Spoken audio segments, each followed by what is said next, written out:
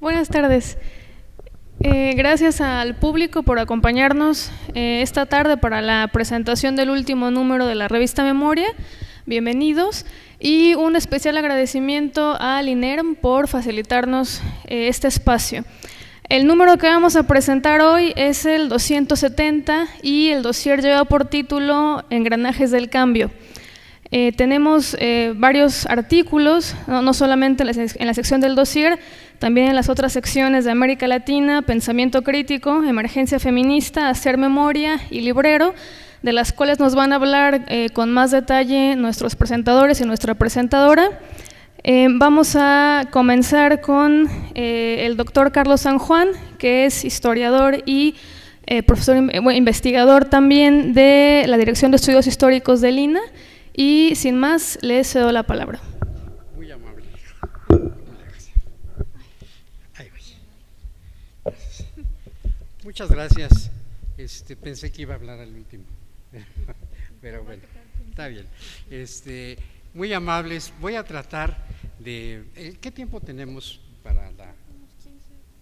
15 minutos. Muy bien. Voy a tratar de plantear lo que serían los puntos sustantivos de un texto que me hicieron favor de publicarme los compañeros de Memoria,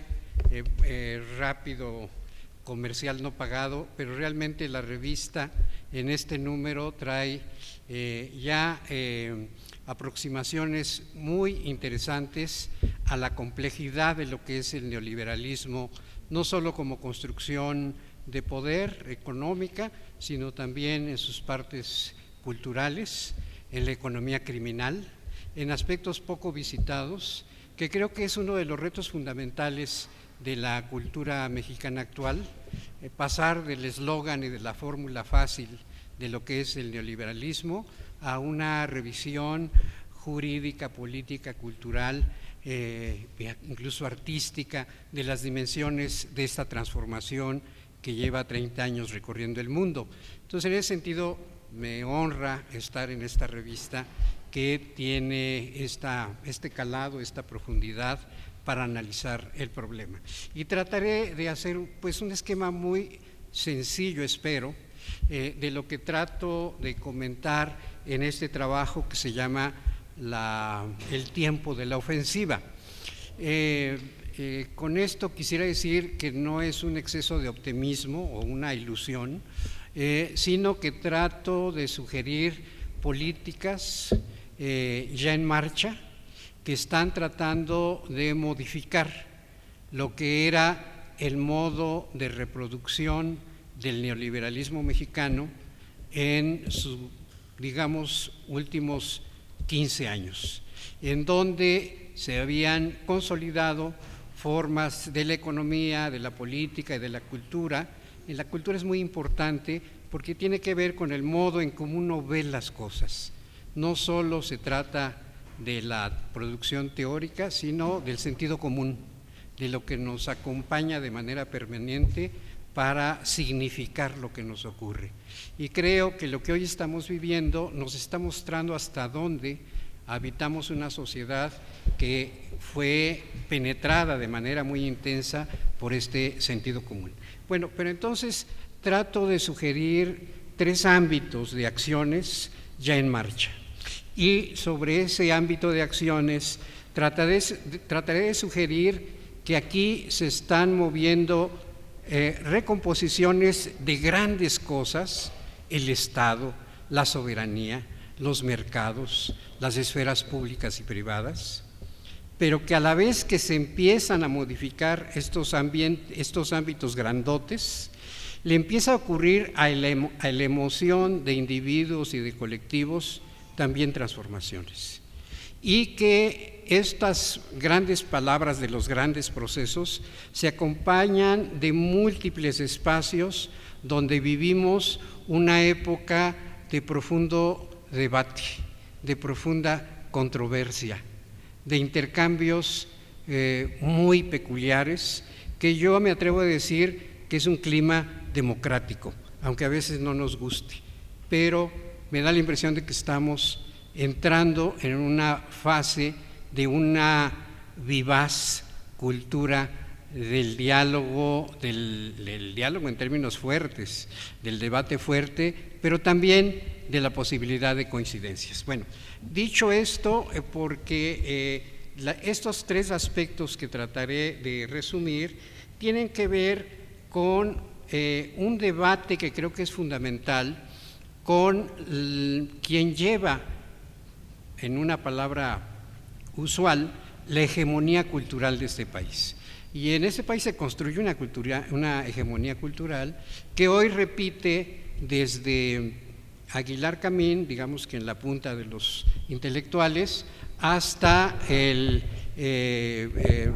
locutor de cualquier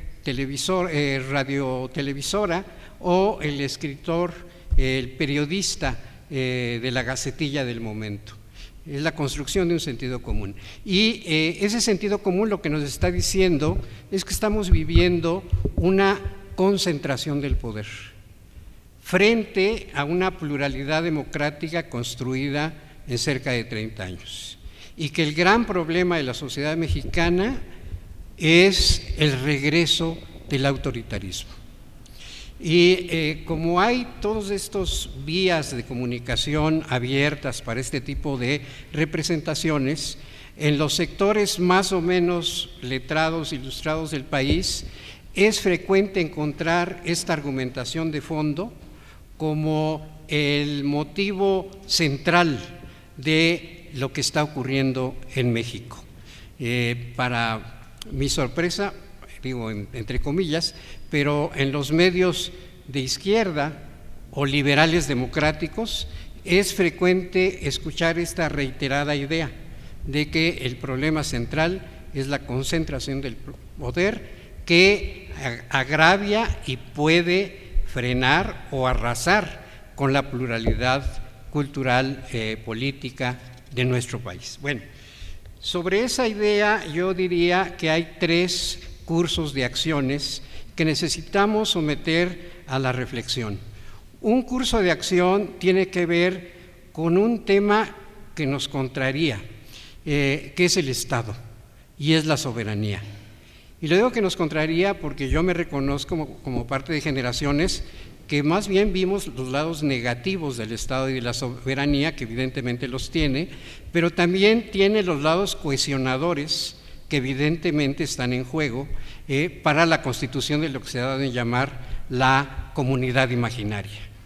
Y ni tan imaginaria, porque en esa comunidad se juegan los derechos, se juegan las pugnas y las negociaciones de las luchas de clases, se juegan las mediaciones para llegar o no a acuerdos, se juega el dominio, pero también se juega la autonomía.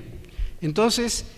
creo que aquí hay una parte que tiene que ver con este asunto del Estado y la soberanía,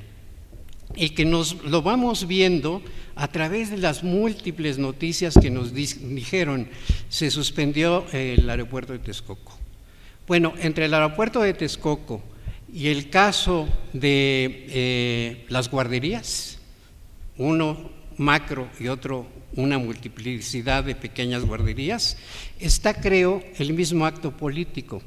Es un acto de soberanía sobre el presupuesto. Es el quien manda sobre el excedente de una sociedad. Y ese quien manda en el neoliberalismo global y nacional tiene, yo diría, al menos 5 circuitos que impiden que cualquier gobierno de cualquier signo tenga una agenda rigurosamente propia, porque son agendas que están determinadas por poderes globales, nacionales, regionales, que se construyeron en 30 años y están acostumbrados a una reproducción de ciertas cosas. Cuando en el área de salud se establecen los tiempos urgentes de compra, nadie dice que en esos tiempos urgentes de compra están los que venden de manera habitual con el moche habitual para la salud pública de México. Y ese es un dato central para entender que ahora lo que ha estado ocurriendo son ejercicios de soberanía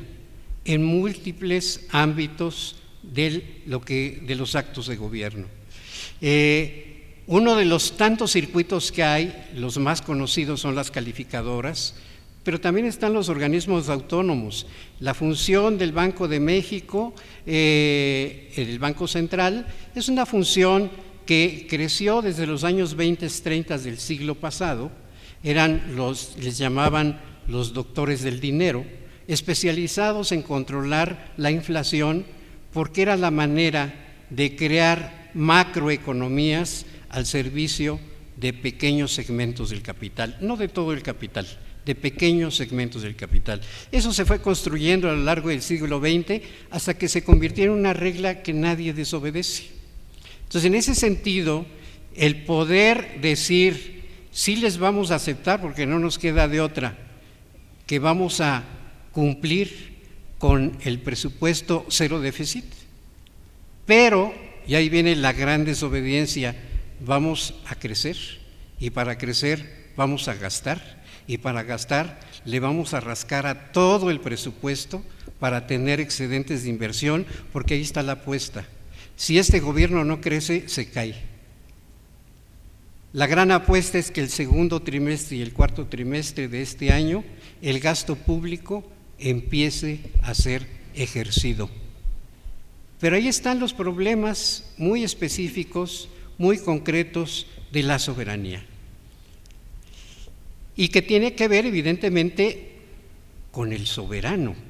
con un poder que se impone sobre el conjunto de los poderes, que es el gran debate de la soberanía. Ahora,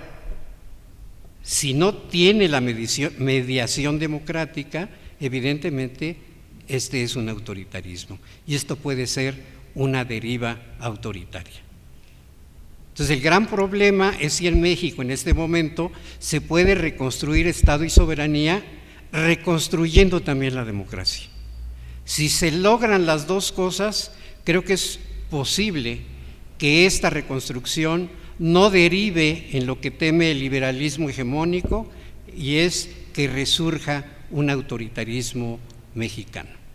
Y cuando digo democracia no me estoy refiriendo no solo al sistema político vigente, al sistema de partidos, sino que me estoy refiriendo a los espacios polémicos y a los espacios de conflicto y de negociación.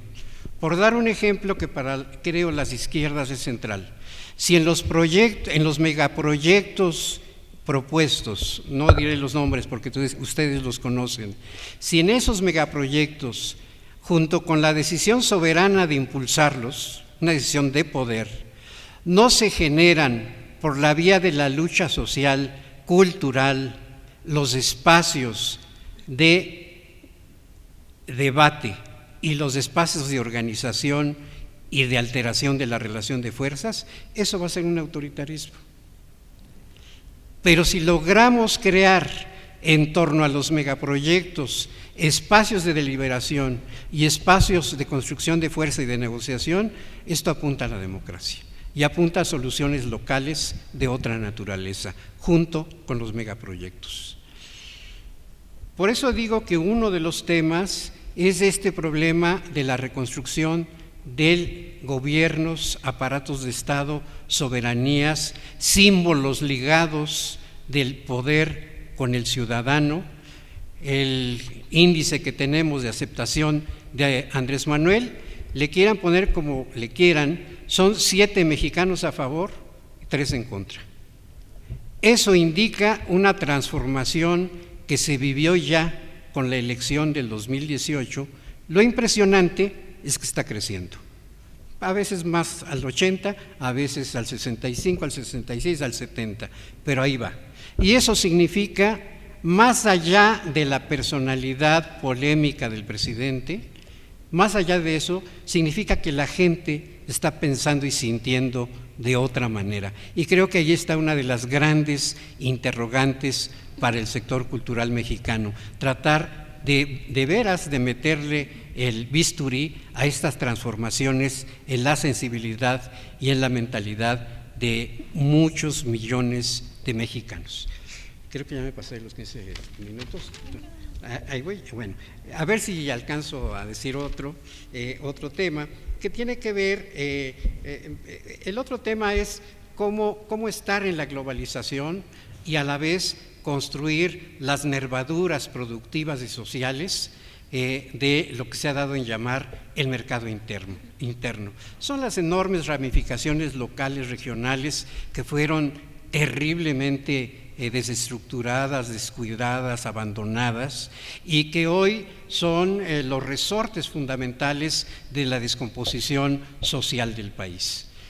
No solo la migración, la delincuencia, etcétera, etcétera. Es fundamental entrar de lleno y a fondo en procesos de transformación de esas nervaduras locales y regionales, y en ese sentido hay síntomas de que dentro de las acciones del gobierno de Andrés Manuel puede debatirse y pueden orientarse medidas destinadas a ese hecho. El sector externo está constituido. Una de las noticias que a mí no me gustan, pero son la realidad, es que en esta caída, ni modo, se cayó el crecimiento. Bueno, ya venía amolado, pero se amoló todavía más. Lo único que se sostuvo fuerte fue el sector exportador.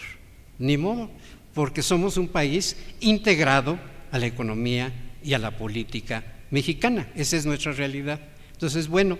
el gran reto es si es posible avanzar sobre estas nervaduras locales y regionales. Y trato de cerrar con un asunto que sí creo que puede ser de mucha relevancia además, que es cómo rehacerlo público después de 30 años de privatización. Y aquí también ya hay decisiones sustantivas sobre el agua, los transgénicos,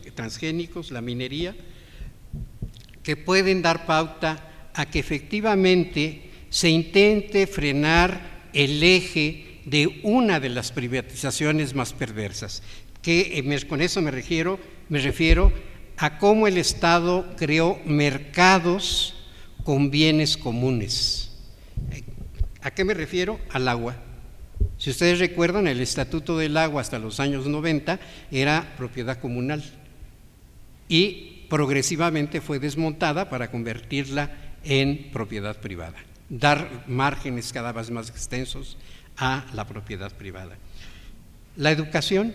las privatizaciones que conocemos, la salud también ya bastante diagnosticada, lo que ocurrió en la vivienda, en particular en ese híbrido monstruoso de transferencia de recursos públicos a grupos de poder privados, que fue la vivienda de interés social, con sus casos documentados de quiebra, fraude, etcétera. Los suelos urbanos, el caso de la Ciudad de México y los megaproyectos de el capital inmobiliario, el suelo rural, los megaproyectos, los recursos bióticos, la gran reserva de la acumulación del siglo XXI y que está, en el caso mexicano, todavía sobre jurisdicciones comunales, y que ese es el gran problema para la inversión pública externa e interna. Entonces, ahí hay un enorme campo de convergencia, de esfuerzo cultural, de esfuerzo social, de iniciativas de gobierno que pudiesen crear referentes de freno a la privatización. La comunicación pública es fundamental, que esta matrix de comunicación construida en todo el siglo XX y lo que viene del XXI, no tenga este monopolio de darle a la gente lo que ellos piensan que está ocurriendo en el país. Y es fundamental volver a abrir las discusiones sobre la prensa, la radio es fundamental, sobre todo ahora que los sectores protestantes quieren también agarrársela. Ese es otro ámbito fundamental. Y finalmente, los valores, un asunto, y no es por el asunto de la Constitución moral de Andrés Manuel, sino que creo que en términos del neoliberalismo como proceso cultural es fundamental hacer hincapié en que ha habido una transformación de los valores de la convivencia y de la individualización, no solo en México, eso es un problema a escala global. Bueno, con ello cierro simplemente diciendo que esto que estoy tratando de comentarles tiene que ver con una invitación a que reflexionemos, a que obviamente discutamos y que, si es posible, podamos ir construyendo coincidencias. Muchas gracias.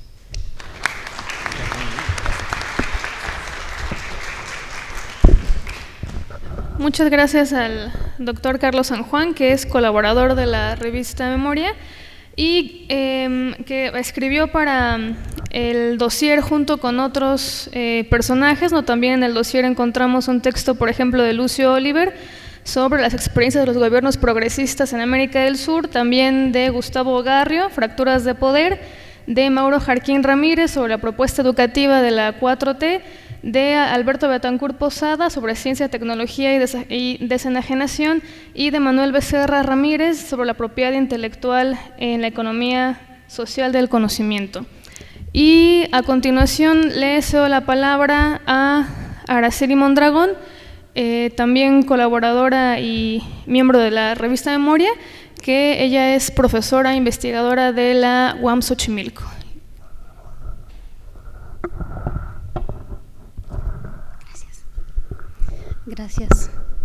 Gracias Perla, y gracias a todas las compañeras y compañeros de Memoria por la invitación a presentar este número que me parece un número muy interesante y muy integrado. El eje conductor de los textos que ocupan este número tiene que ver con la necesidad de una posición analítica ante los retos en el contexto del cambio de gobierno.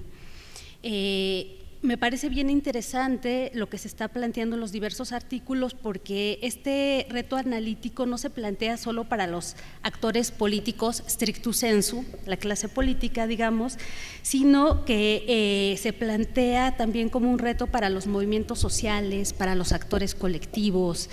y le da un papel muy privilegiado a la sociedad civil. Y yo creo que eso es parte de un cambio o la necesidad fundamental para que se concrete un cambio. En este número se hace un balance muy interesante de las condiciones y actores sociales que hicieron posible el cambio de gobierno, pero también se habla de las inercias y los grandes problemas que, una vez superado el entusiasmo inicial por el triunfo electoral, hay que enfrentar, así como las ponen en claro también los distintos textos,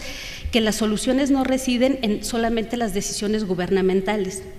ni en la buena voluntad política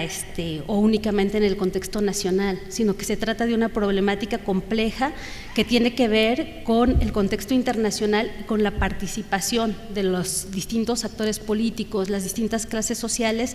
que de alguna manera van conformando todo el entramado de la sociedad mexicana. A estas alturas del periodo de gobierno se vuelve imprescindible comenzar a hilar fino y profundizar sobre distintos procesos económicos, sociales, educativos y también en distintos niveles que van de lo coyuntural a lo estructural, tanto en términos sistémicos, que incluyen los procesos de producción, la relación capital-trabajo y los patrones de acumulación, como en términos históricos, las formas y relaciones políticas y sociales que se han ido entretejiendo en procesos de muy larga duración histórica y que no se van a transformar de un día a otro. Efectivamente, en la parte del dossier Engranajes del Cambio, varios autores ponen énfasis en el papel central de la sociedad civil para concretar los cambios, así como la dinámica de la lucha de clases y los jaloneos de los distintos actores que se oponen o permiten que se concreten, y hasta dónde todos estos cambios indispensables en las políticas públicas, en materia de seguridad, en educación, en ciencia y tecnología, etcétera. En este sentido, me parece muy pertinente traer de nuevo, y las veces que sean necesarias, el debate sobre el neoliberalismo. En este número hay dos textos dedicados al tema, sobre todo a propósito de cómo se reaviva esta discusión sobre el neoliberalismo a partir del discurso del 1 de diciembre de 2018 de Andrés Manuel López Obrador, pero que también en México ya se venía dando desde que en 1994 el Ejército Zapatista de Liberación Nacional puntualizó esta necesidad de enfrentar al neoliberalismo como programa político del capital para reestructurar su esquema de reproducción y dominación. Entonces, de alguna manera se está actualizando este debate y en este sentido es muy pertinente volver a pensar todo lo que implica el neoliberalismo como proyecto, como programa, y también de alguna manera toda la dinámica que ha ido tomando este proyecto político-económico a la luz, ¿no?, de los últimos cambios, del ascenso de la derecha, en fin, ¿no? Y es que sí, es, al menos para mí, altamente significativo que se ponga en el centro de la discusión pública las condiciones del actual modelo de acumulación capitalista, porque es esta forma de organización de la vida a nivel planetario la que impone las condiciones y problemas que estamos enfrentando, no solamente como sociedad, sino incluso como especie y como parte también de un mundo en un sentido más amplio. Y como señalan de diferente manera varios de los autores de este número, no solo se trata de políticas económicas, sino que se está enfrentando una ideología de poder que ha sido internalizada, en mayor o menor medida por las distintas clases que conforman a la sociedad y por supuesto también implican inercias y tendencias dentro de las políticas del gobierno a nivel mundial. Un poco lo que decía Carlos San Juan, o sea, esto de alguna manera se ha internalizado y se ha vuelto una forma de articulación del mundo y de un sentido común que de repente nos hace aceptar como dadas o como lo único posible ciertas pautas que están marcadas y que están de alguna manera promovidas por este proyecto político neoliberal. Por otra parte, lo que destacaría de este espacio de reflexión y discusión que representa la revista Memoria es que está presente un análisis de la política en un sentido amplio, con las nociones clásicas de sociedad civil y de Estado de los grandes teóricos de la teoría política, pero también con una recuperación y actualización de la tradición latinoamericana. Es curioso, pero este número me llevó a recordar algunas de las discusiones de los últimos tiempos en las universidades, sobre todo públicas, con distinciones como por ejemplo en la que ha puesto mucho énfasis Enrique Dussel entre potencia y potestas, entre poder instituyente de la sociedad o el pueblo y poder constituyente de las instituciones. Esto es muy importante porque aquí cobramos conciencia de que la responsabilidad política y el compromiso político no solamente está restringido a lo que sería la clase política o la gente que está en el gobierno, sino esta necesidad de responsabilidad y compromiso de los ciudadanos en general, de la sociedad civil y de las distintas clases sociales. Así, el cambio no se puede remitir al cambio de gobierno o de las personas en el gobierno, sino al entramado de las relaciones sociales y políticas entre sociedad y Estado en el sentido más amplio. Como de alguna manera sugiere Lucio Oliver en su artículo, no se puede hacer un cambio si la política se restringe a los especialistas y las decisiones siguen siendo las de las clases históricas dominantes. Estamos en un momento de volver sobre un legado teórico crítico que se ha construido a lo largo de muchos años. Pensaba también, por ejemplo, en los seminarios de Bolívar Echeverría, en el que se hace una distinción entre la política en un sentido restringido y lo político como un fundamento en un sentido amplio que tiene que ver con todas las actividades y todos los niveles de reproducción de la vida, ¿no? Pensaba ahorita que exponía Carlos San Juan también en este concepto de etos histórico, como toda esta configuración de un universo de sentido, una configuración ideológica y cultural que tiene un lugar muy importante en toda la configuración de los procesos políticos y que yo creo que tenemos que tomar en cuenta y pensar a la hora de hacer análisis, de discutir de manera fundamentada todo lo que está pasando en México. No hay cambio sin hegemonía y sin consenso, ningún cambio profundo, no solo de la historia de México, sino de la historia en general, puede realizarse sin la participación popular.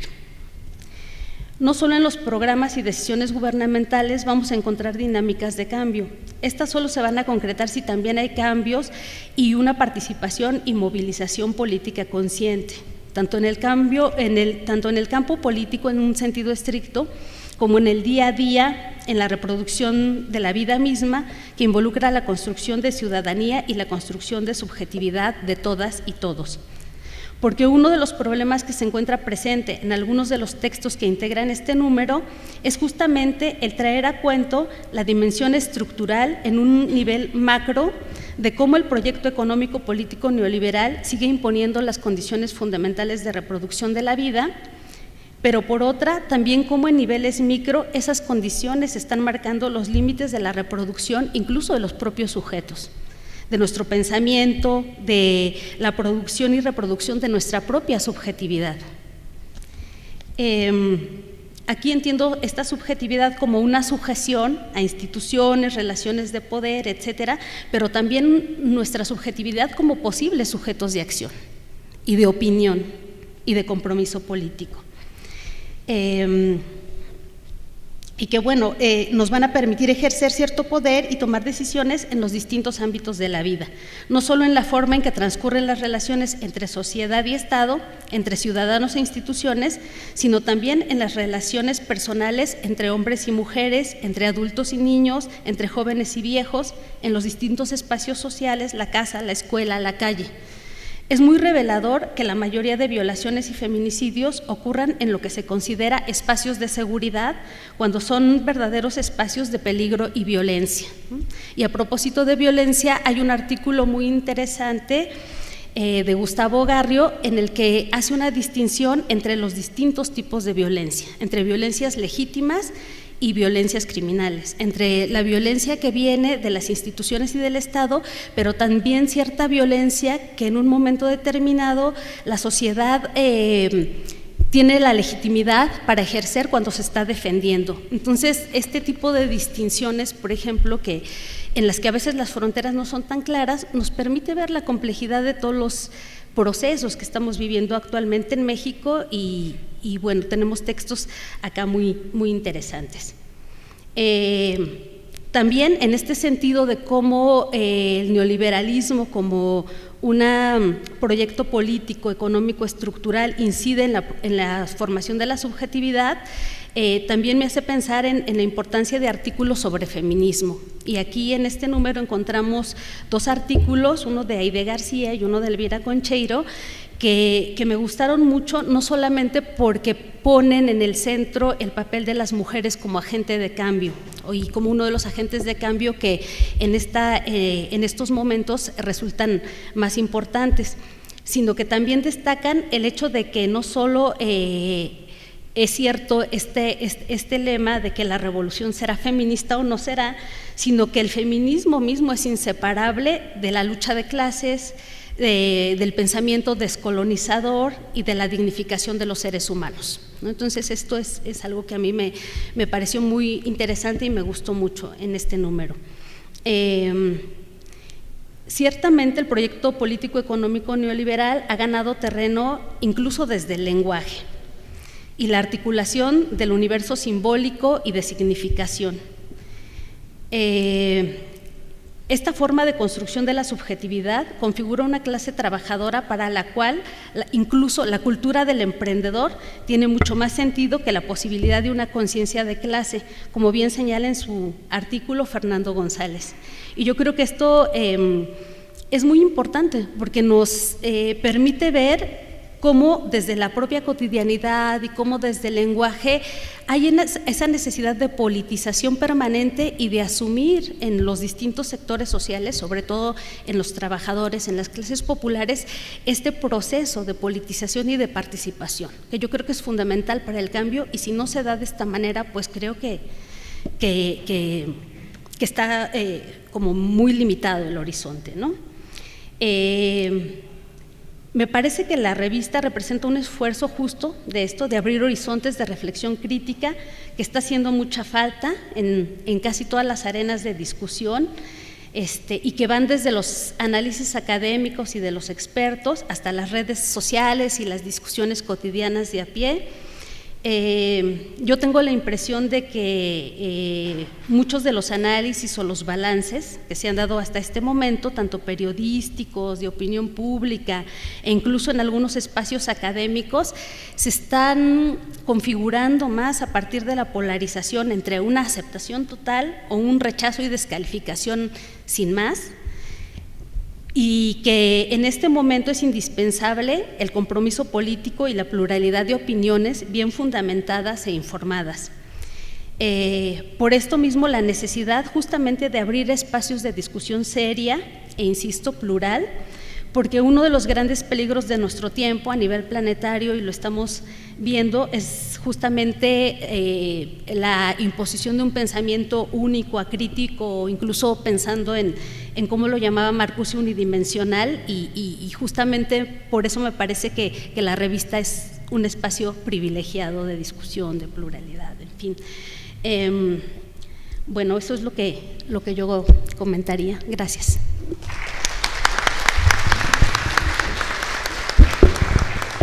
Muchas gracias a Araceli.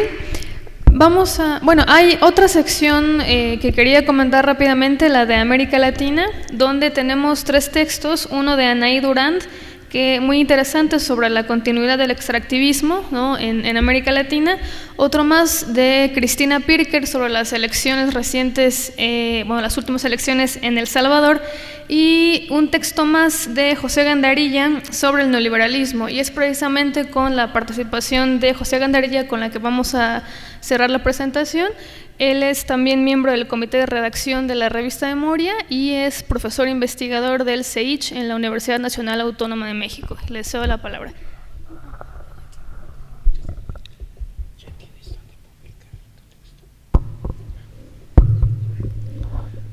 Muchas gracias, Perla, por la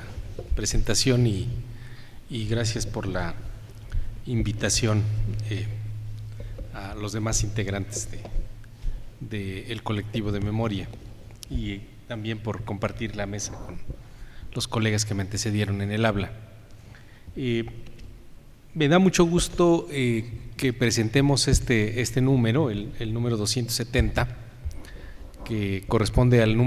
segundo número del año, del 2019, y me da mucho gusto presentarlo en una especie de sensación contradictoria, porque estamos ya de lleno preparando el número siguiente, el número 271. Entonces no sé si es porque estamos retrasados con el 270 o vamos bien adelantados con el 271, ¿no? Espero que sea lo segundo, ¿no? O puede ser una combinación de ambas cuestiones. Creo que el número, pues que además pues trabajamos con mucha intensidad todo el colectivo, los integrantes del comité editorial, los colaboradores. Finalmente fue un número que corresponde también es correspondiente al propio título que se sugirió para el dossier, ¿no? Es un número bien engranado, bien digamos que va caminando cada una de las sesiones en un propósito que creo es el que comienza a cumplir una revista de esta naturaleza. Si pensamos en Memoria como un material, un útil, una herramienta que debe aspirar a plantear una reflexión, digamos que se coloque en un cierto punto de mira,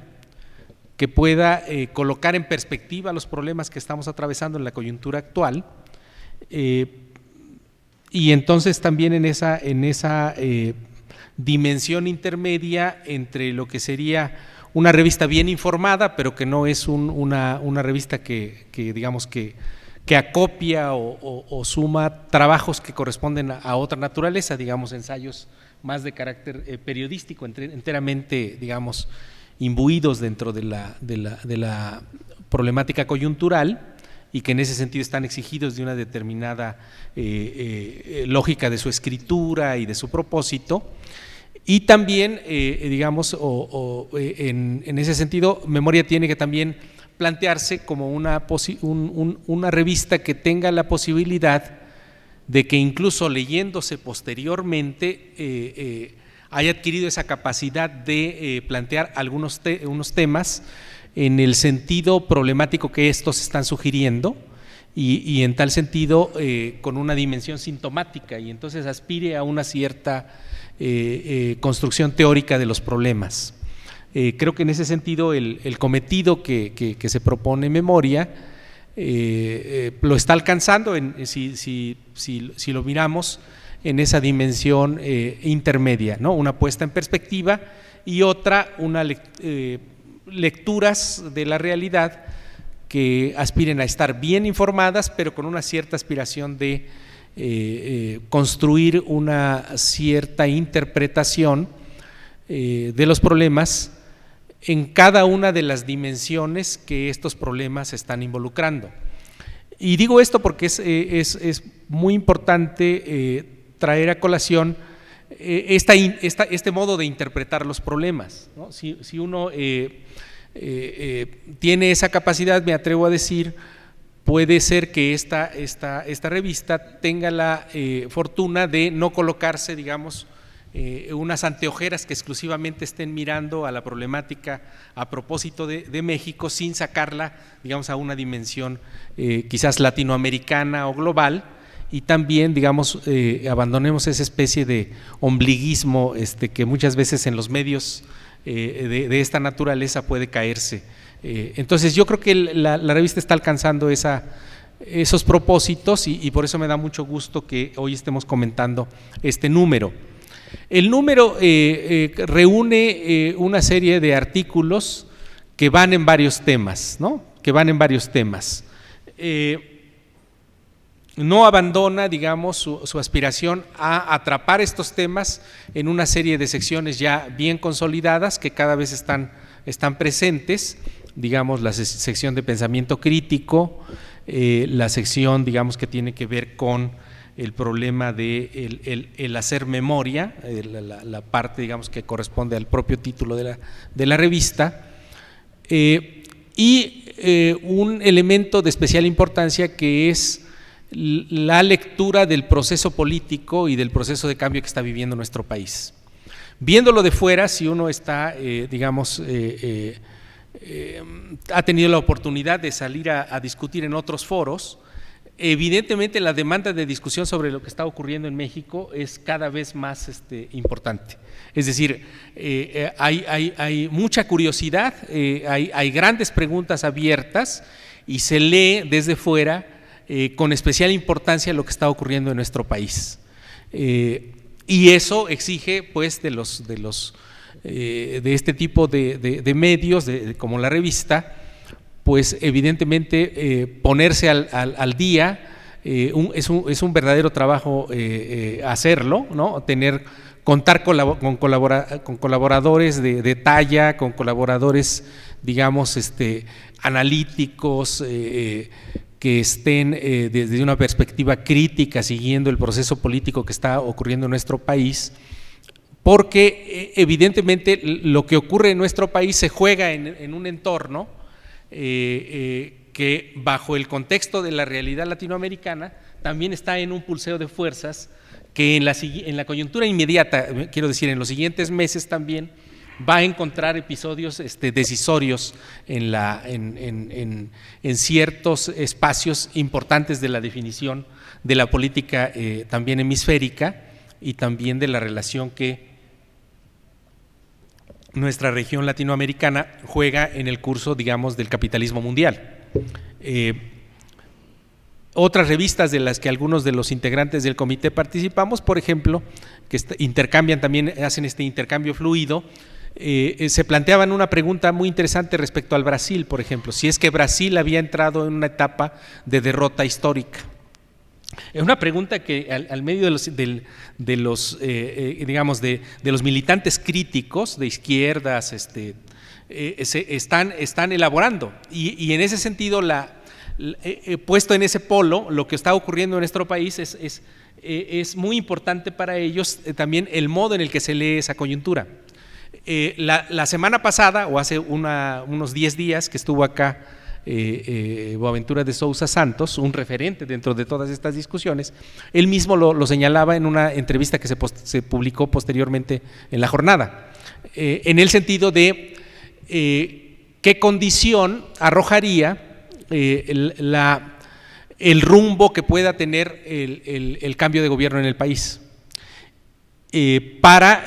con consecuencias, digamos, que no se restringirían solamente al ámbito de lo nacional, sino en términos de lo que el proceso en México plantea como síntoma de la región, en términos del pulseo de fuerzas con los proyectos, digamos, de la Alianza Pacífico, del proceso de la Iniciativa de Lima, de lo que ocurriría con el Brasil, en el caso incluso en el caso de Venezuela, Colombia, por ejemplo. Yo creo que son elementos que en los próximos números también tendrán que estar presentes en la reflexión de memoria, porque de algún modo u otro están calibrando la discusión que es el foco de la reflexión en algunos de los artículos que están presentes en este número, en términos creo yo, de dos preguntas. Una es la cuestión de qué modificación de la relación de fuerzas planteaba y plantea el triunfo electoral de López Obrador, de Andrés Manuel López Obrador, y de todo el movimiento social de Morena, y de todo el conjunto, digamos, de energía social movilizada a ese propósito. Esa sería una primer pregunta que está, digamos, como una latencia en muchos de los artículos. En segundo lugar, lo que el propio Ejecutivo plantea desde el discurso de su toma de posesión, y después reafirmó en cierto modo en una de las conferencias en el mes de marzo, que me parece que Memoria en ese sentido acude un poco a la problematización de ese planteamiento, en el sentido de cuáles son las condiciones y qué posibilidades reales se pueden plantear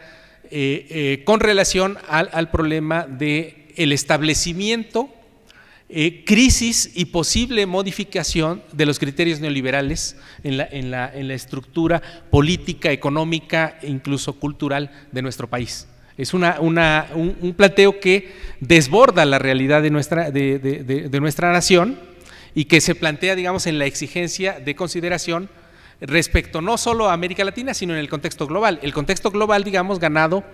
por un proceso amplio de derechización, ¿no? En términos de la relación de Europa con sus periferias, en particular con el África, y también los Estados Unidos. Bueno, en la coyuntura más reciente, los eventos lamentables que están, digamos, en la opinión pública en estos días,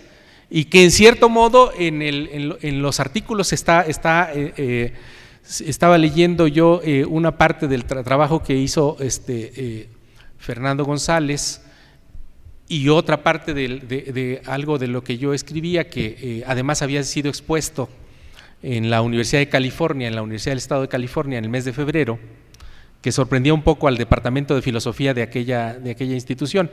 cuando yo planteaba que el neoliberalismo como tal se estaba regulando cada vez más en términos de lógicas sociales de un carácter claramente racista y supremacista. Expuesto ante un público que no está acostumbrado a mirar sino el neoliberalismo en el ámbito de un proceso que construye la lógica del libre mercado y que plantea la cuestión liberal democrática al resto de los países, pues evidentemente se planteaba muy accidentado relacionar el problema del neoliberalismo global con el proceso del fascismo en su etapa, digamos, clásica europea, y cómo en rigor el neoliberalismo lo que hace es actualizar, en cierto modo,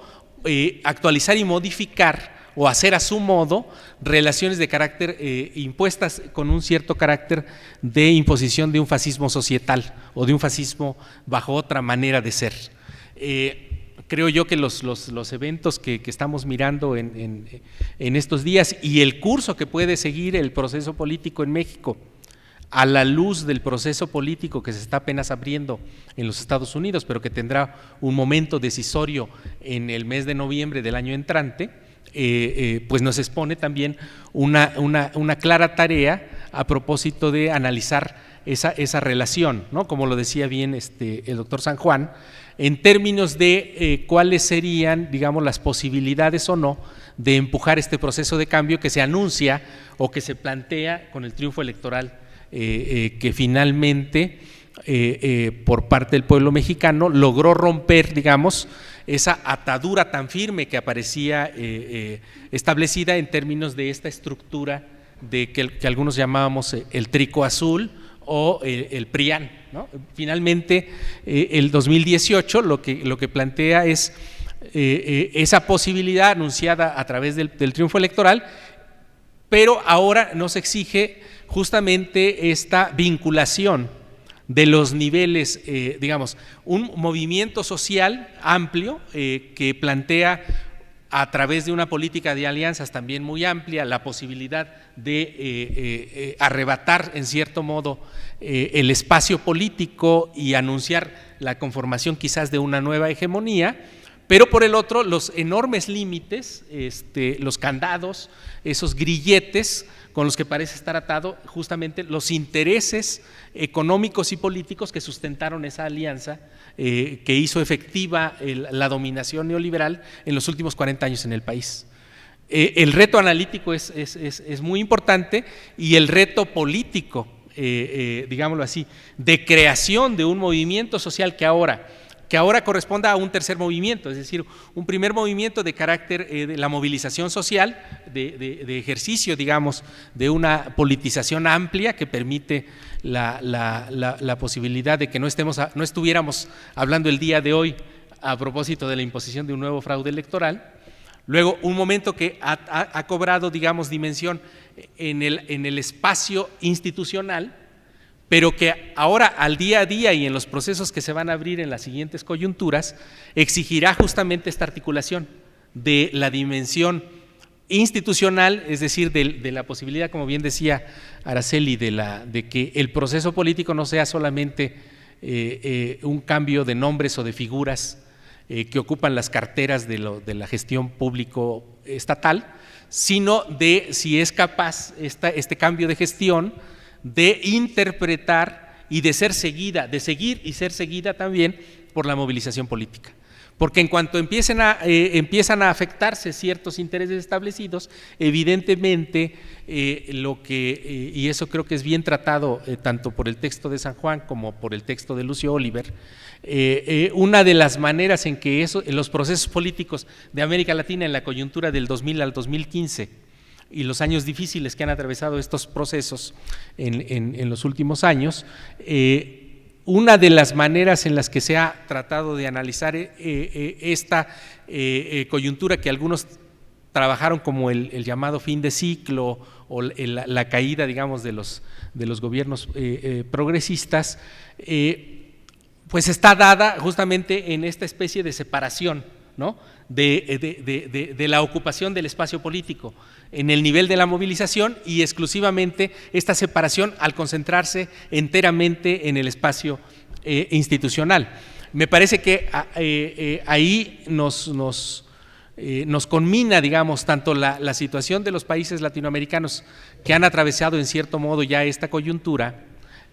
a tratar de ligar y articular esas dos dimensiones, tanto en el espacio que nos corresponde, digamos, como investigadores, como académicos, como integrantes, digamos, de una capa analítica de la sociedad, pero también como gente involucrada en los diversos procesos que esto está significando. Y eso nos toca particularmente en uno de los temas que aquí se abordan, o dos de los temas que aquí se abordan. Uno, de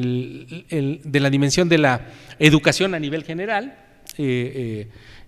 con jirones muy específicos a propósito de la discusión en el campo de la educación superior, y otro, el aspecto de la producción del Sistema Nacional de Ciencia y Tecnología, es decir, las discusiones a propósito de la cuestión de la ciencia,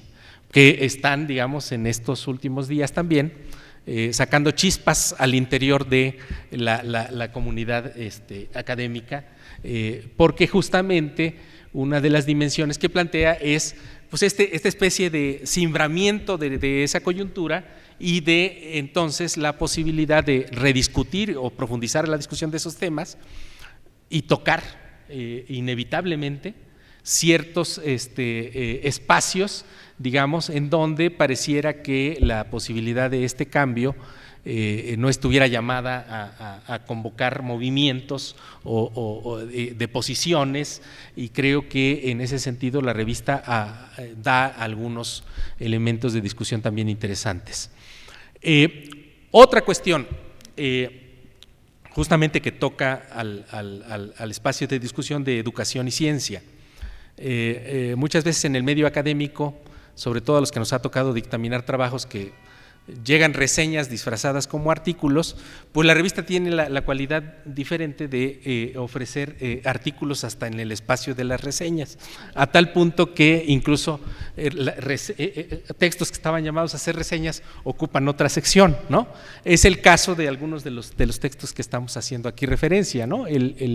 Ya lo mencionó Araceli, los textos que están llamados a la discusión de emergencia feminista o de una sección pues que debe estar enteramente animada para cada número.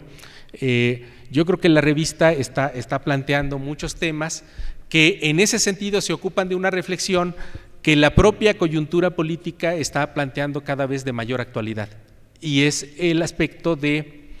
digamos, de cómo distintas luchas abandonan el específico espacio al que han sido orillados en términos de sus demandas o de sus reclamos, y están, digámoslo así, por la propia exigencia de la lucha, están hermanando demandas de otros sectores, o sensibilizando o llamando a un diálogo que sensibilice esos otros espacios de la discusión. Esto significa que el ámbito de discusión del feminismo no se concentra en sí mismo, sino abandona ese espacio y discute los temas tanto del ecologismo, de la ecología, del medio ambiente, como las cuestiones de la discusión de esos propósitos, digamos, de cambio en la sociedad en el nivel de la discusión del sector industrial, el movimiento obrero, la cuestión de clase. Yo creo que la discusión ahí se plantea de manera muy pertinente, y en términos también de lo que a veces se discute exclusivamente en las llamadas políticas de la identidad, ¿no? Es decir, no concentrarse en el ámbito de la diferencia, sino ampliar la integración de otro conjunto de espacios de reclamo que permitan la articulación. Yo creo que Memoria está ofreciendo una serie de trabajos que tienen que están apuntando ya, y me parece que tienen la virtud analítica de ofrecer ese nivel de discusión. Desde luego que predomina en la revista un enfoque crítico, y en ese sentido pues la revista permanentemente está en esa actualización, en los debates al interior mismo tanto de la teoría crítica como de los riesgos que esa teoría crítica se convierta en una teoría tradicional, y entonces está advertida esa teoría crítica a incluir las otras dimensiones de actualización, es decir, la exigencia de plantearse los temas de la llamada, una exigencia de integración de visiones del pensamiento social latinoamericano y de los últimos jirones del propio pensamiento social latinoamericano en términos de las llamadas teorías decoloniales, y hay un artículo muy interesante que integra aquí de Mauricio González sobre la cuestión de integrar a esas reflexiones el terreno del psicoanálisis, por ejemplo. En el ámbito del psicoanálisis también, pues evidentemente ofrece un útil ahí de reflexión para tratar de conectar, hacer la interconexión con ese otro conjunto de propósitos. Me parece entonces que quien se acerque en este número a la revista Memoria tendrá una serie de trabajos que están apuntando a la coyuntura más inmediata y a problemas que tienen que ver con el curso del proceso político que estamos viviendo, el problema de la seguridad, de la violencia, de los cambios en la educación, en la ciencia, y también la posibilidad de actualizar esos referentes nuevos en la discusión que nos permitirán en este reacomodo geopolítico por el que atraviesa América Latina, pues tomar en cuenta esta especie de situación anómala que ha vivido la sociedad mexicana. Mientras en el Cono Sur se estuvo debatiendo la actualización del proceso político del llamado progresismo, que para algunos terminó reproduciendo las lógicas extractivistas, desarrollistas, y México condenado al seguimiento, digamos, puntual del neoliberalismo. Actualmente, mientras algunos de esos procesos juegan con coyunturas muy complicadas, sea el caso de Brasil, sea el caso de Argentina, que próximamente tendrá elecciones, o el caso de Perú, con una destrucción inmensa del propio sistema político en el Perú, México se abre a un proceso que, digamos, como decía en su momento Lenin, invita desde luego más que a la reflexión teórica, a la participación, digamos, en el ámbito de estos colectivos, y creo que Memoria puede convertirse en uno de esos colectivos, y por eso saludo y felicito pues a sus integrantes. Me da mucho gusto ver no solo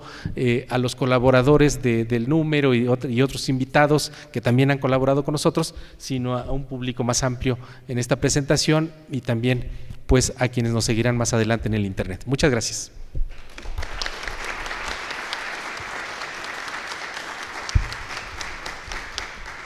Muchas gracias al doctor José Gandarilla, y pues abrimos el micrófono para los comentarios del público, que haya un intercambio con los presentadores.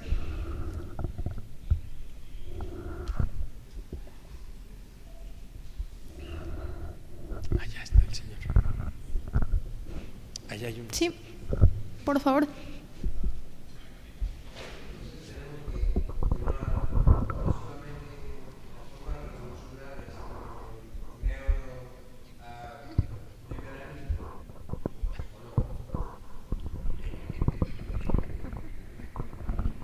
Pues no sé si quiera alguien más para quizás juntar una primera ronda.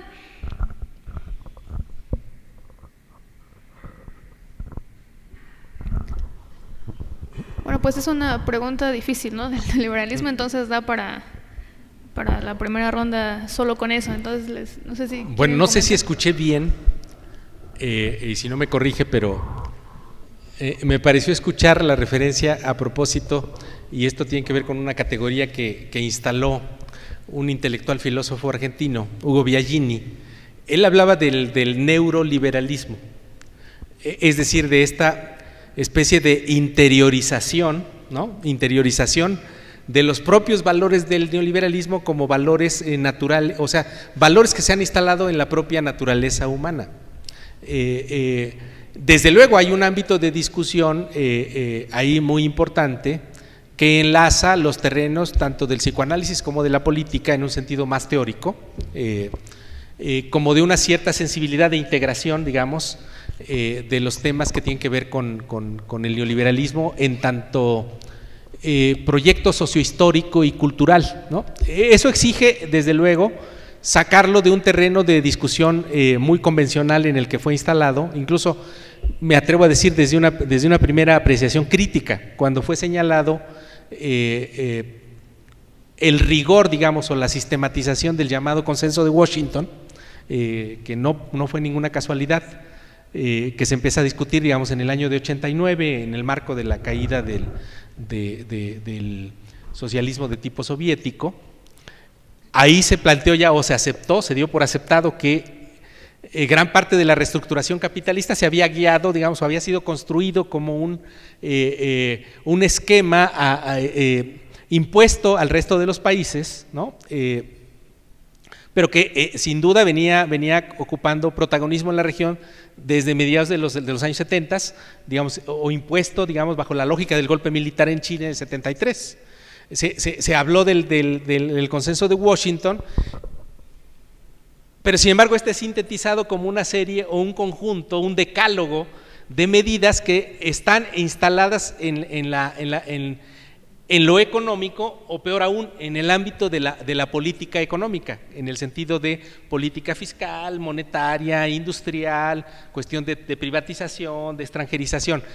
Y eso lo que hace es digamos, separar disciplinarmente el análisis del mismo neoliberalismo, separándolo de las otras condicionantes que exigirían una interpretación política del propio neoliberalismo, en el sentido de un proceso sociohistórico digamos, con una tradición analítica en filosofía, con un modelo, digamos, interpretativo de cualidad, digamos, pues de interpretación racionalizada del lugar del individuo dentro de la sociedad, que tiene una historia muy larga y que evidentemente puede ser relacionado con la discusión que al seno de Europa está planteando la propia revolución del 17, la posibilidad de un tipo de modernidad en la Viena, donde están discutiendo los padres fundadores del neoliberalismo. Los alcances posteriores o más actualizados de esta discusión, sobre todo si uno trata de analizar este problema de la interiorización de los valores como naturalizados del neoliberalismo, esto es la ideología de la competencia, el análisis en la sociedad de que hay competentes y hay incompetentes, ¿no? O que en cierto modo opera una suerte de servidumbre voluntaria a los mecanismos del mercado, pues evidentemente hay una tradición de pensamiento cada vez más amplia que está relacionando esos elementos, ¿no? Yo señalaba el trabajo de Mauricio que plantea un cierto modo de interpretar la cuestión, cruzar la colonialidad con la cuestión del psicoanálisis, pero también ha habido, y creo en memoria, ha habido otras colaboraciones que han apuntado otras ideas desde otras tradiciones, es decir, de esta especie de discusión también en términos de una política de lo que Carlos San Juan en cierto modo daba uno de sus lados, ¿no? Esta idea, se rehabilita la cuestión del autoritarismo, es decir, del uno estatal, y entonces se está planteando la cuestión de la obediencia en deseo respecto a ese uno, y entonces plantear el problema de la interiorización de esos valores. Creo que ser precavidos ante un análisis de esa naturaleza también exige plantear la otra cuestión, que es el otro fondo de esa cuestión, de reinstalar la discusión del autoritarismo, es el enemigo del populismo. Volvió de nueva cuenta el populismo, no hay ninguna diferencia con el proceso que estamos viviendo, y este puede ser visto en las coordenadas que ya han abonado suficientemente a instalar el neoliberalismo en los años 80 y en los años 90, ¿no? No hay nada peor que en la historia de nuestras sociedades latinoamericanas que el proceso que se vivió en el marco del populismo. Y sin embargo, discutir políticamente el problema tanto del populismo como del proceso político actual a través de esas coordenadas de integración y de articulación que desde el pensamiento liberal o desde una interpretación incluso crítica tiende a veces a caer en esos lugares comunes de estar reproduciendo el populismo y tal, exige pues plantearlo en los términos pues sí tan complejos como los que plantearía estos de si hay o no un no neoliberalismo, sino un neuroliberalismo, como decía Biagini.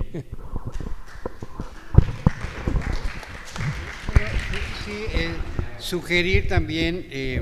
la posibilidad de ahondar en el tema con la revista.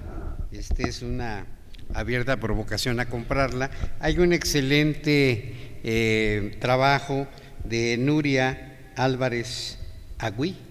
que es análisis crítico del libro Psicopolítica de Byung-Chul Han, un filósofo coreano-alemán, y que justo ha colocado él en varios libros en su centro esta interiorización de los valores del liberalismo en su versión más mercantil en la mentalidad pues prácticamente de todo el mundo. Entonces es una vertiente que localiza la autora de este texto muy bien, con la cual yo estoy muy de acuerdo,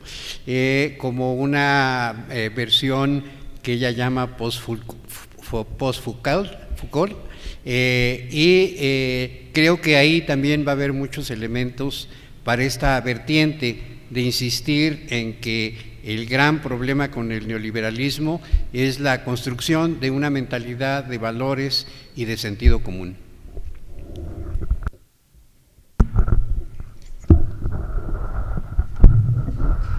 Sí, yo creo que de alguna manera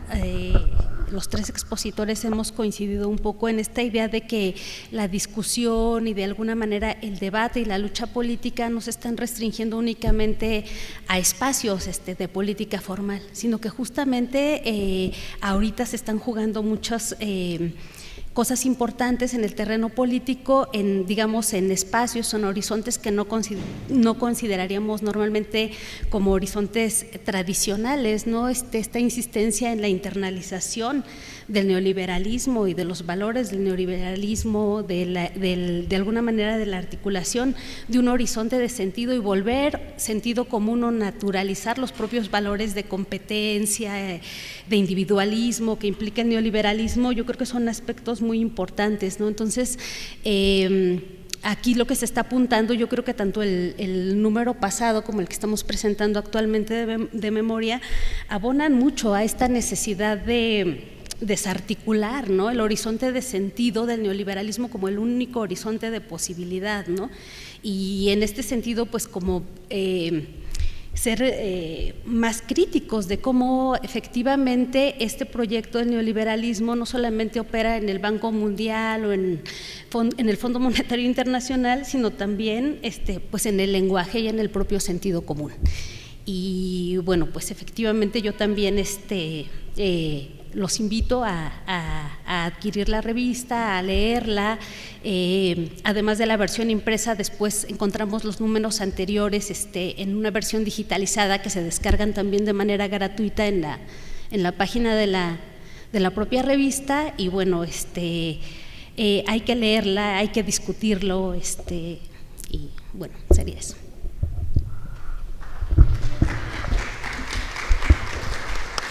¿Hay otro comentario del doctor Betancourt?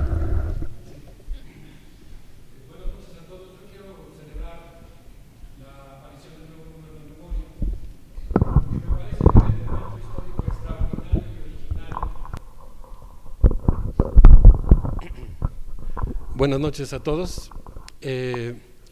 Quisiera celebrar la aparición del nuevo número de memoria, porque me parece que en el momento histórico, original y extraordinario en el que estamos viviendo, la discusión y la reflexión colectiva es un asunto, podría yo decir, de vida o muerte. ¿Por qué? Porque a mí me gusta la idea que plantea William Robinson cuando dice que en una especie de eco y analogía con la crisis de 1929, la crisis de sobreacumulación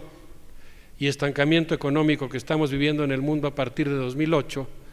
ha servido como germen para el ascenso del fascismo político. Y creo que estamos viviendo en una coyuntura que no nos hubiéramos imaginado en el terreno global posible hace unos años, el terreno del resurgimiento del fascismo político, la ultraderecha, con muy diferentes expresiones. Y en el caso particular de América Latina, lo que estamos viendo es pues una especie de oscurecimiento de la región, y uso la metáfora de oscurecimiento en términos de los valores humanos más elementales. El surgimiento de estos discursos de ultraderecha nos crean un contexto internacional verdaderamente de terror, y en ese contexto ya contrasentido, el 1 de julio de 2018, el pueblo mexicano realiza un acto político extraordinario, sorpresivo, inaudito, que desde mi punto de vista movió el horizonte de lo posible. O sea, lo que hizo la votación el año pasado fue mover el horizonte del principio de realidad, y eso genera una oportunidad histórica extraordinaria. Pero se trata de una nueva situación de México que va a vivir acosada intensivamente por las fuerzas más reaccionarias del poder global y particularmente de Estados Unidos. Y en ese contexto, cada error que comete el gobierno mexicano va a abrir un flanco de vulnerabilidad que puede ser carísimo. Y ahí es donde yo creo que la reflexión colectiva debe ayudar a evitar esos errores. Pero esos errores no se van a evitar por la infalibilidad de una persona. Esos errores se van a evitar, o evitar al menos algunos de ellos, con mucha inteligencia colectiva. Y por eso creo que un espacio como Memoria que se atreva a discutir es fundamental, porque creo que hay compañeros que han confundido su función y piensan que la función ahora es, digamos, generar una especie de nuevo discurso oficial. Y nosotros no tenemos que generar un discurso oficial, nosotros tenemos que generar poder popular y discusión crítica de lo que está pasando. Voy a poner un ejemplo nada más de los temas sobre los que me parece que es importante discutir. Yo creo, por ejemplo, que el chantaje que hizo Donald Trump a México, al amenazar con que iba a imponer aranceles si México no modificaba su política migratoria, fue un acto de desestabilización contra nuestro país, planeado por el exagente de la CIA, Mike Pompeo, que es especialista en cómo desestabilizar a una nación. Y lo que yo creo es que el gobierno mexicano, que hay que defender en muchos ámbitos y en muchos terrenos como una conquista social, se equivocó en la forma en la que manejó esa coyuntura. Porque se dio a la presión internacional, que era muy fuerte, era un momento peligroso sin duda, y aceptó convertir a México en un país que, en lugar de ser un lugar de refugio y asilo, es un lugar que hoy está convirtiéndose en una zona profundamente insegura para los migrantes. Yo pienso que, por ejemplo, ahora que Pepe hablaba del contexto terrible en el que estamos viviendo, a partir de lo que pasó en El Paso, Texas, se abre una coyuntura preciosa para que el gobierno y la sociedad mexicana rectifiquen la actitud que habían tenido hasta entonces, y creo que ahorita es un momento en el que hay que exigirle a Donald Trump que no se le ocurra volver a pronunciar una sola mala palabra contra los mexicanos, porque está con su discurso de odio alimentando cosas como las que ocurrieron el sábado pasado. Pero lo pongo como un ejemplo, no estoy, por supuesto creo que corremos siempre el riesgo de que una crítica pudiera servir a las fuerzas reaccionarias que están acosando al gobierno mexicano y al movimiento popular, pero creo que habría el error contrario, que es que haya errores o cosas que se tienen que discutir y que nosotros evitemos plantear críticas que permitirían corregir errores y fortalecer el proceso social que estamos viviendo. Por eso celebro mucho que haya un espacio de discusión como este, donde podamos deliberar como hombres y mujeres libres qué pensamos que es mejor.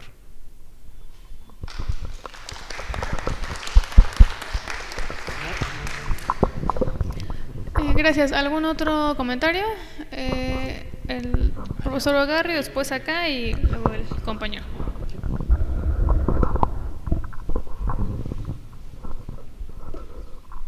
Buenas tardes a todas y a todos. Yo los felicito al grupo de memoria porque me parece muy acertado y pertinente a los últimos números. Siempre lo ha sido, pero en estos tres es muy notoria la convocatoria para problematizar desde diferentes ámbitos, la filosofía, la política, el pensamiento crítico, algunas nociones, algunos procesos que es urgente clarificar, ¿no? Porque el pensamiento si sirve a la acción y las acciones están basadas en ciertos pensamientos. Yo agradezco la invitación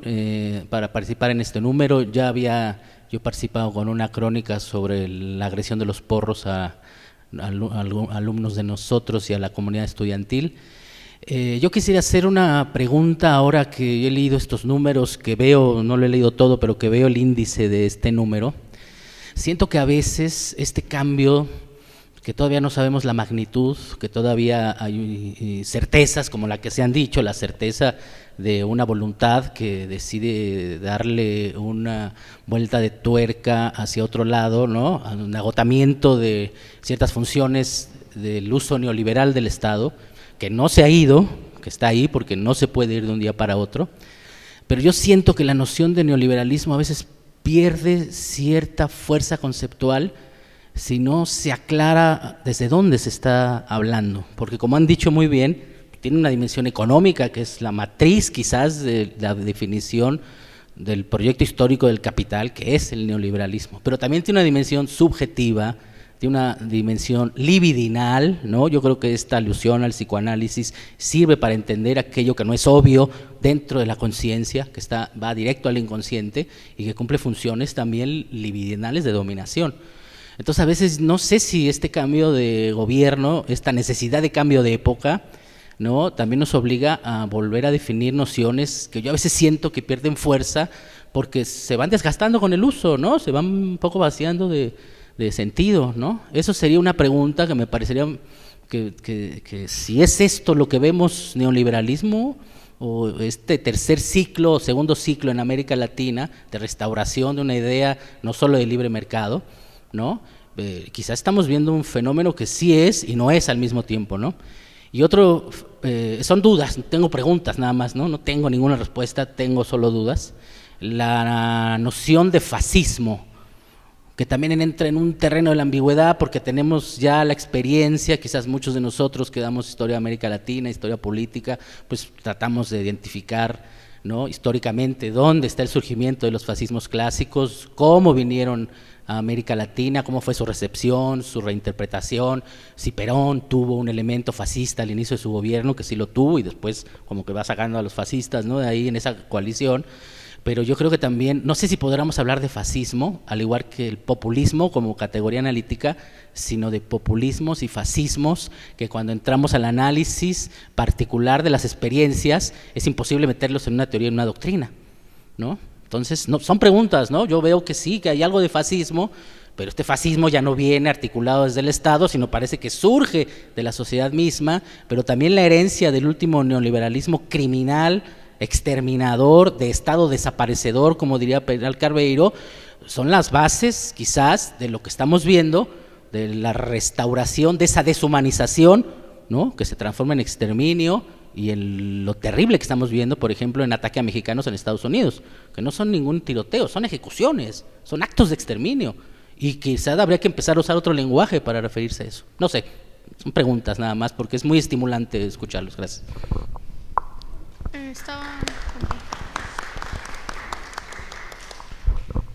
Está el compañero atrás, por favor. Gracias. Bueno, nos mencionaron que uno de los artículos plantea, pues, que uno de los errores que se ha cometido en América Latina es que la sociedad no se involucró en los procesos de transformación y que fue, digamos, bueno, pues lo que provocó su declive, ¿no? Uno de los factores importantes de. Pues la pregunta es, ¿cómo tiene que ser esa organización para el gobierno de la Cuarta Transformación? ¿Tiene que ser como lo plantea Morena, como lo plantea el STLN, o como lo plantean ciertos movimientos sociales? ¿Cuáles son los límites? ¿Cuáles son los límites para que pueda contribuir a que efectivamente se dé, pues, una cuarta transformación? Sería eso.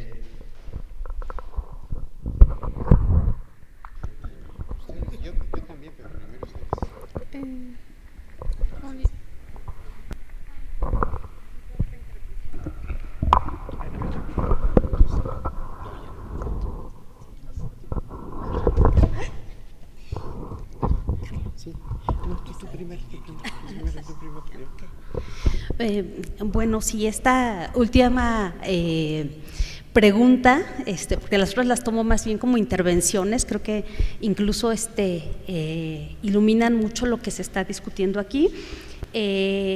Pues justamente yo creo que algunos de los artículos del último número plantean esa problemática de la necesidad de la participación de los actores y de que efectivamente no hay un programa definido y determinado, o sea que justamente las posibilidades o no de transformación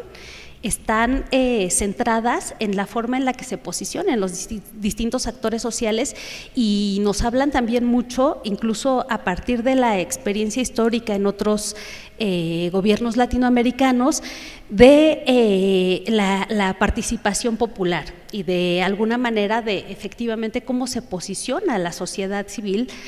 con relación al Estado. Yo creo que uno de los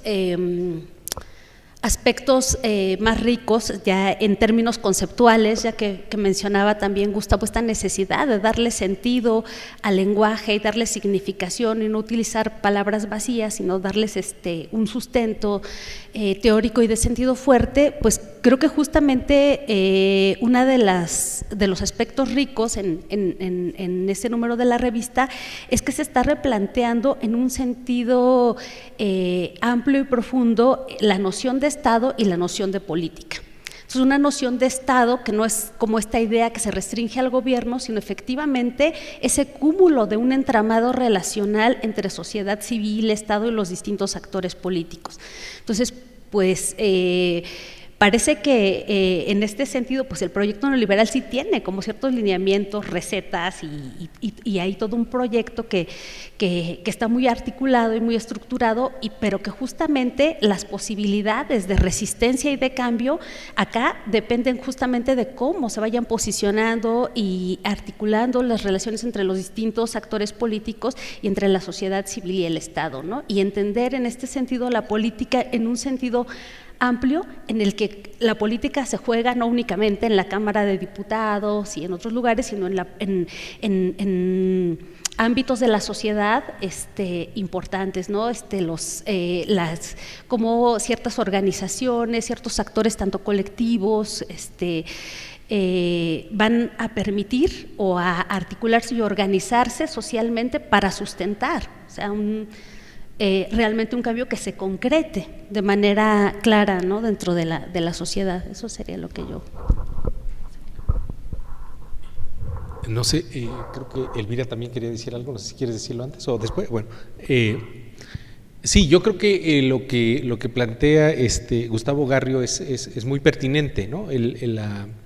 La cuestión de profundizar en este ejercicio de actualización del pensamiento, justamente el reclamo de captación crítica de la realidad. Y eso nos exige justamente no petrificar nuestros análisis en categorías atadas,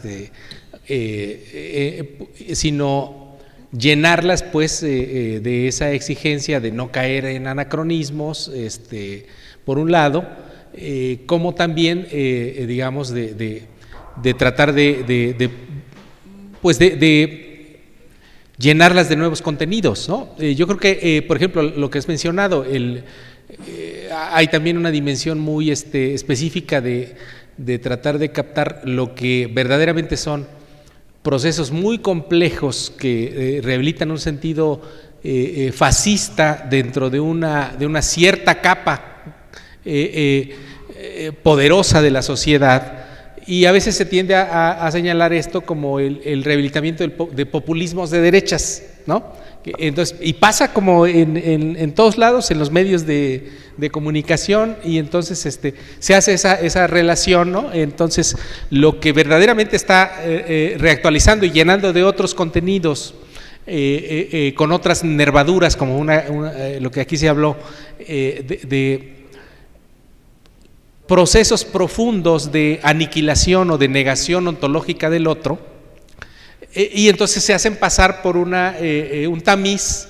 que entonces se lleve también por el otro lado, una discusión que tendría que ser más fina en el sentido de lo que están también en ciertos espacios de frontera del pensamiento social discutiéndose en términos, por ejemplo, de la cuestión del llamado populismo de izquierdas, ¿no? Porque entonces se aniquila la discusión del populismo desde izquierda porque supuestamente se activa el terror ante el llamado populismo de derechas, ¿no? Entonces yo creo que esas dimensiones de discusión tienen que estar llamadas a ocupar un espacio de reflexión, y qué bueno que en futuras colaboraciones sean trabajadas en nuestra revista. La otra cuestión, me parece que la que planteaba el compañero, pues corresponde a un nivel de discusión que también, visto desde fuera, es también muy, digamos, de un sentido de percepción siempre muy sensible ante la discusión. Por ejemplo, si uno participa en un foro, en otro espacio de discusión, ya sea el público o las intervenciones, siempre va esa pregunta, ¿no? Bueno, ¿qué pasa en Chiapas? ¿Qué es lo que está ocurriendo en Chiapas? ¿Cómo está la disposición, la discusión al interior del zapatismo? ¿Qué relación hay, o problemática o no, conflictiva o no, negociada o no con el proceso político que se abre en Morena, la Cuarta T y tal? Son discusiones que están no solo preocupándonos acá, están en otros lados generando ese nivel de discusión. Yo me atrevo a decir, evidentemente, el curso que va a seguir, y por eso refería al trabajo de Lucio Oliver, no es solamente que el proceso de la movilización social, digamos, se haya desalentado o haya sido desalentado, sino que En cierto modo, lo que en una capa analítica uno puede ver como una concentración excesiva en el nivel institucional, lo que está planteando es justamente el reclamo de que este proceso político, justamente porque estamos enfrentando a enemigos colosales, altamente cargados de poder, la dimensión institucional puede adquirir ese poder en la medida en la que es acompañada por la energía de la movilización social. Porque justamente de esa manera podría tener un poder evidentemente no equivalente, pero sí que pueda disputar lo que han sido pues lo que ha asegurado la condición de que estemos hablando actualmente ya ni siquiera de la cuestión del postneoliberalismo, sino de un neoliberalismo que nunca terminó por irse. Es decir, y es una figura retórica complicada, ¿no? O sea, ¿cómo puedes hablar del retorno de un neoliberalismo que nunca se fue? O cómo hay un retorno de algo que nunca se fue. Y en rigor, si lo ve uno en el plano global, pues tanto ese proceso político de los llamados progresismos como el proceso político que estamos actualmente viviendo, pues se juega en un contexto de agudizadas contradicciones con los enemigos colosales y en una tarea titánica que tendrá que corresponder justamente a su no osificación en el espacio institucional, sino a su acompañamiento y dinamismo o lubricación, comunicación dialogal con lo que puede ocurrir en el movimiento social, ¿no? Que integra a los otros participantes. Sí, bueno, a ver si le puedo agregar algo a la última pregunta, recuperar mucho lo que planteó Alberto Betancourt sobre la urgencia de tener cierta idea del momento histórico que nos toca vivir. Creo que es fundamental esa necesidad y que tiene mucho que ver con hasta dónde es posible que haya cierto desarrollo de los movimientos en la cuarta transformación. Yo simplemente diría que hay que tener muy presente que venimos de una derrota histórica del trabajo en sus muy diversas expresiones, de los que viven del trabajo, y que ha sido una inflexión brutal. Se construyó una disparidad, una desigualdad, una asimetría de poder colosal y además adquirió rango jurídico en muy diversos ámbitos. Entonces, ese es el problema concreto que tenemos y en función de la cual habría que preguntarse si este tiempo, que yo coincido mucho con Alberto, de que lo que ocurre en el 1 de julio, tiene que ver con una transformación social que necesitamos interrogar, saber hasta dónde está calando y cuáles son sus muy diversas expresiones, porque creo que tiene que ver con ese problema de si en 6 años se puede crear cierto punto de ruptura en la enorme disparidad de las relaciones de fuerzas construidas en este país. Si se pueden generar los recursos emocionales, racionales, relacionales, de construcción de subjetividades, justo por todo lo que decíamos, de que no hay que confundir el nivel institucional con el nivel de la sociedad, que lo que se está jugando hoy de manera central para el pensamiento crítico es si se puede o no construir esta nueva relación de fuerzas entre múltiples actores sociales, culturales, que puedan generar este punto de quiebre que impida una restauración. Gracias. Y vamos a cerrar, ya que nos quedan unos minutos, con lo que habían pedido acá la palabra la doctora Elvira, pero bueno, si no acá primero, también, por favor.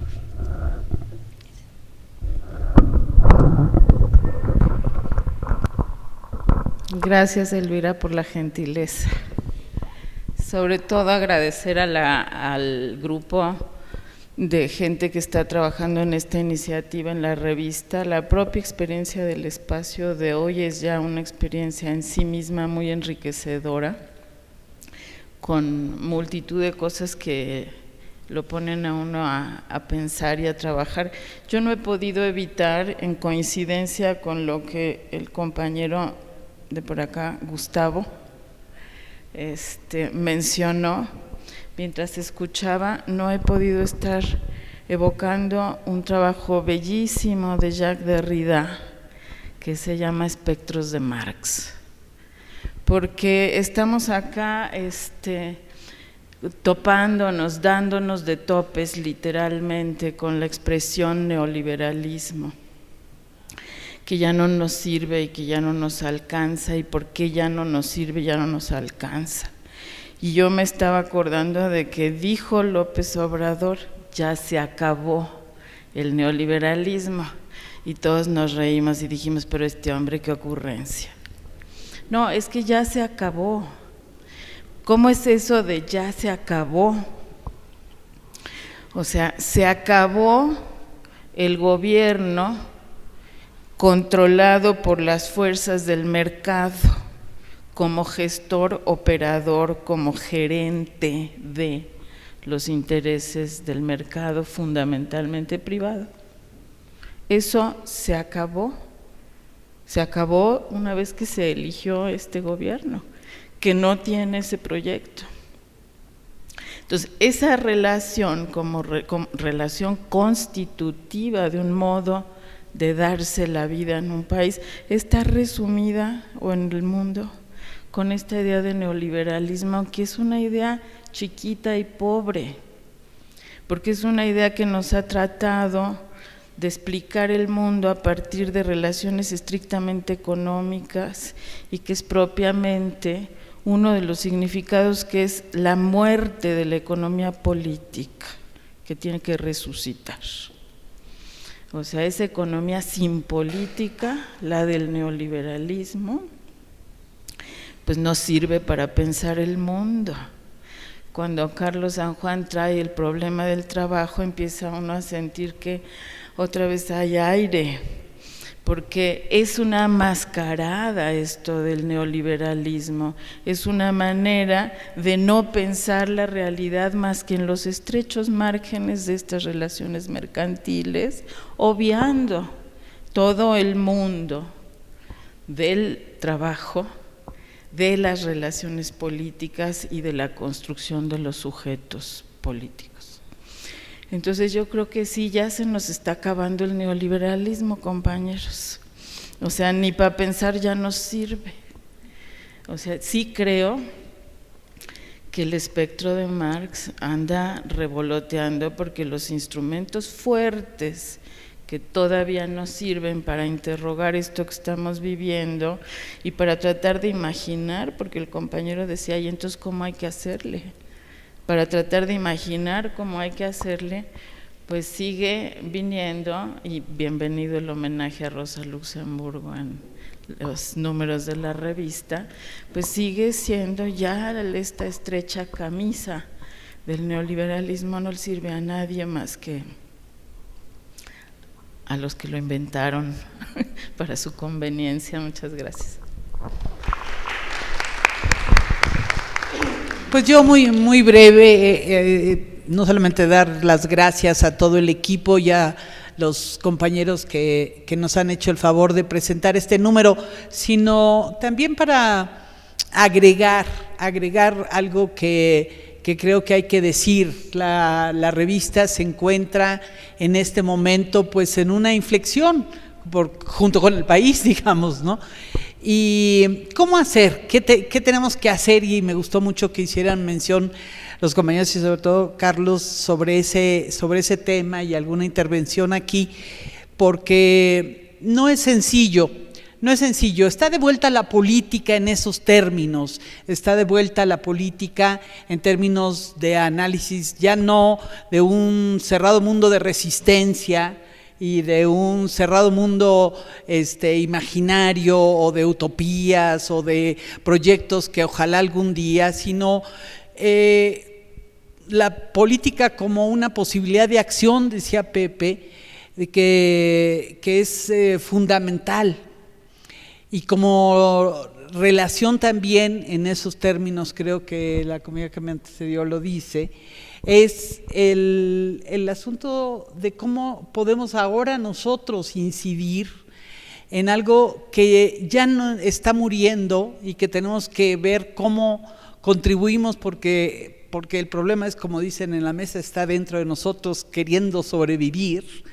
y tenemos que vencerlo. Y la parte de la reflexión política, digo yo, que es la que tenemos que hacer, porque no basta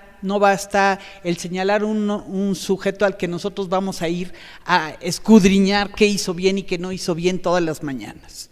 Creo que vamos por mal camino ahí, en la revista lo hemos hablado. Es una tentación que está en todos los medios de comunicación, ¿verdad? Se presta para eso, y que hay una campaña expresa en esa dirección. Y cuando nosotros hablamos de crítica, hablamos sobre todo de una metodología de comprensión. ¿Qué es lo que está pasando realmente? Hemos incluso dejado de ver la realidad misma. Es decir, hemos estado en unas condiciones muy deterioradas de posibilidad por la incapacidad de acción, o el cierre de acción, o la constricción en ciertos ámbitos de la acción política, que hoy se están abriendo. Y creo que, por ejemplo, me hizo pensar y querer decir esto, la intervención de Beto, porque claro que es importante, y comparto y agradezco que tenga esta visión de lo que implica el cambio del 1 de julio del 18, pero me parece que hay que llevarlo al momento actual. ¿Cuáles son las fuerzas reales? No nos gustan muchas cosas, pero hablar de política y que regrese la política es hablar también de algo de posibilidades reales y de construcción de fuerzas para lo que se quiere, ¿no?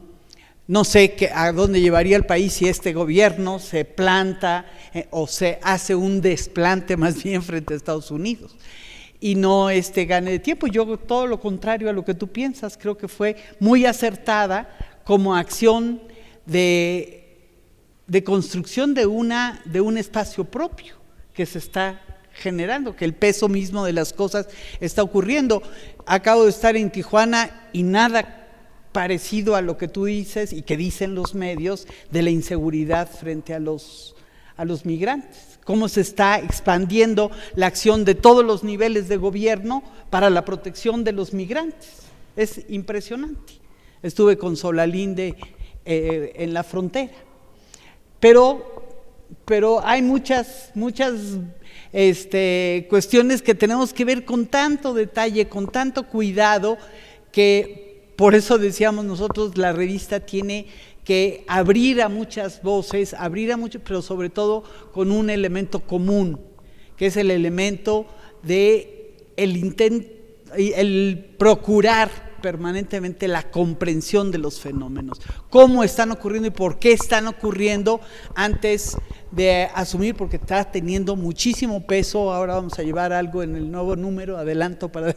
decirlo, sobre este tema de las campañas mediáticas que tanto peso están teniendo, ¿no? Y creo que es algo que sobre lo que tenemos que volver una y otra vez para analizar, porque hay muchas cosas que están ocurriendo y no estamos viendo, otras que estamos viendo y no estamos entendiendo en toda su complejidad, etcétera, etcétera. Entonces, pues bienvenidos a este espacio que es memoria, a esta reflexión, a estas colaboraciones que hacemos siempre extensivas en todos los ámbitos. Muchas gracias. Pues nos dieron ya las 8 en punto, entonces con esto cerramos. Muchas gracias al público.